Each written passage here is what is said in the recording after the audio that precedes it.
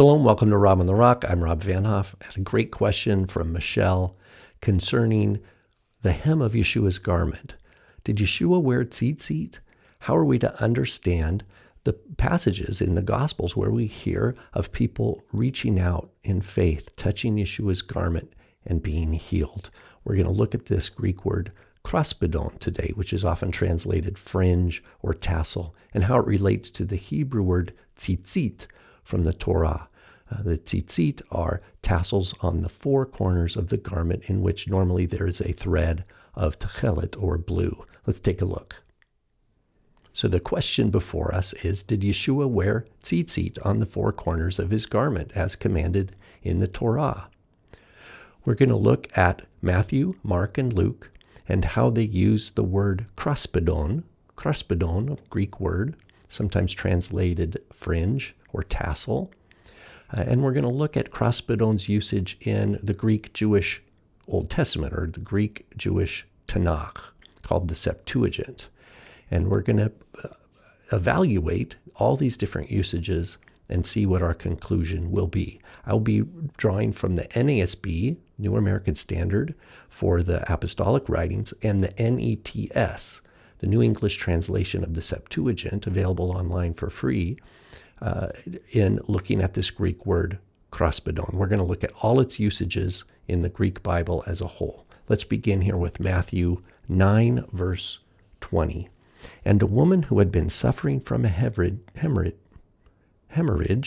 for 12 years came up behind him and touched the fringe of his cloak. So this fringe word here, the NASB translators are using fringe for kraspedon in Greek. We'll continue in Matthew 14. They implored him that they might just touch the fringe, the kraspedon of his cloak, and as many as touched it were cured. Matthew 23:5, this is Yeshua's series of woes against the scribes and Pharisees. But they do all their deeds to be noticed by men. In other words, they want to be seen. For they broaden their phylacteries and lengthen the tassels, that's again kraspedon, of their garments.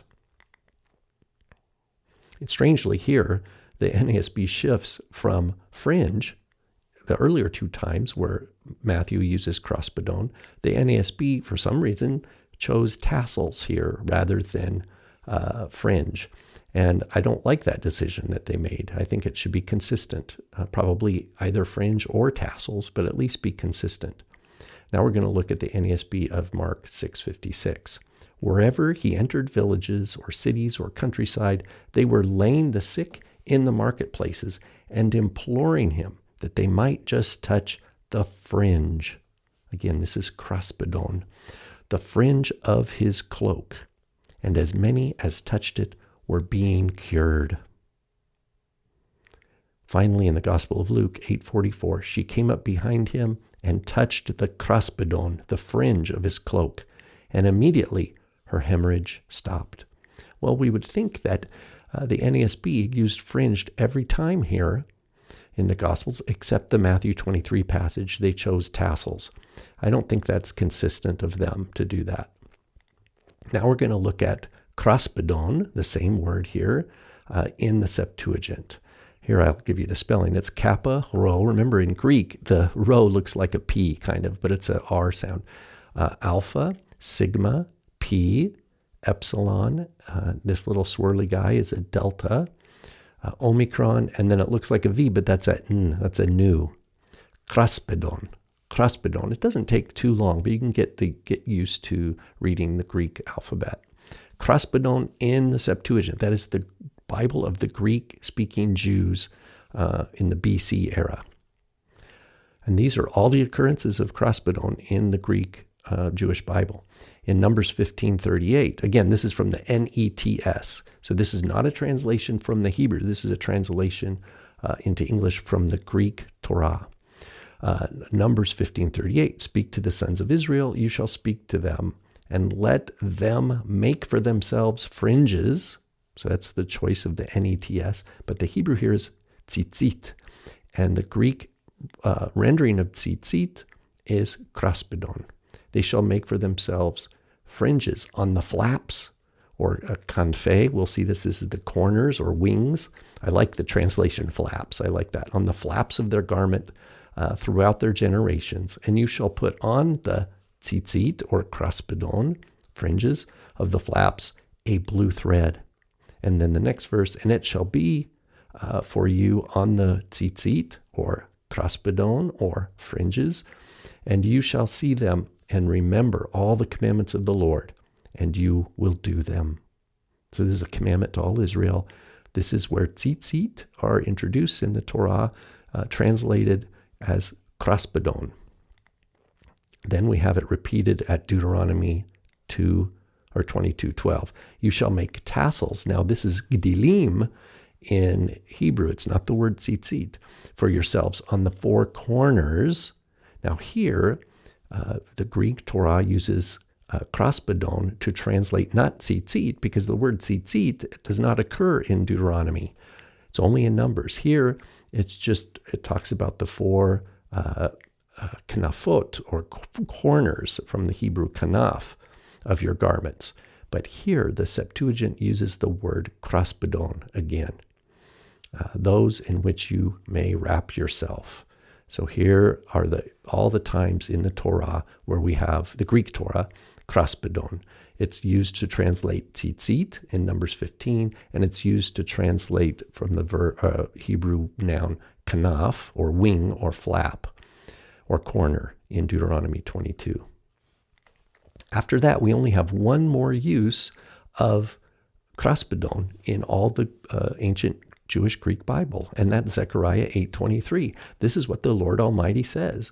In those days, if 10 men from all the languages of the nations take hold, then let them take hold of the kraspedon, in Greek, rendering the Hebrew kanaf, corner of a Yehudi, ish Yehudi in Hebrew, but it's of a Judean man, saying, we shall go with you, for we have heard that God is with you. That's it. These are all the uses of the Greek word kraspedon in Matthew, Mark, Luke, and then in the Greek Torah, Numbers, and Deuteronomy, and finally in the Greek prophets, Zechariah 8. Now, what about all this healing, though, that we read about in the Gospels, of people touching Yeshua's kraspedon, or tzitzit, or knafot, his fringes, or corners of his garment, and being healed? Well, I would suggest that there's a possible hint here. Now, it's from the book of Malachi, and it's not rendered in Greek, though, with kraspedon, but it still might be a hint of Yeshua's healing. It says, and for you who fear my name, a son of righteousness, Shemesh Tzedakah, or son of righteousness, shall rise, healing in its wings. And this wings here is from the Hebrew kanaf, corner, as we already saw, associated with tzitzit, both in Numbers and in Deuteronomy.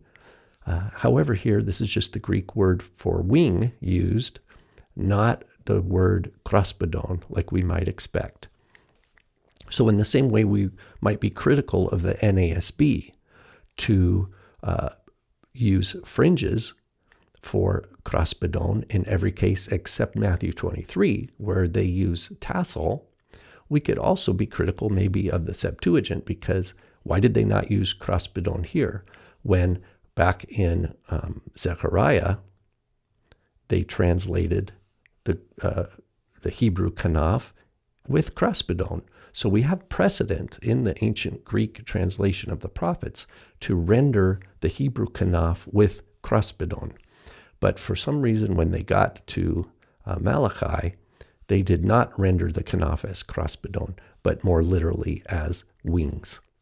But in any case, I leave that last passage with you, Malachi 4:2, perhaps as a hint of Yeshua, and he is the Son, S-U-N, I suppose, also the S-O-N of righteousness, with healing in his wings.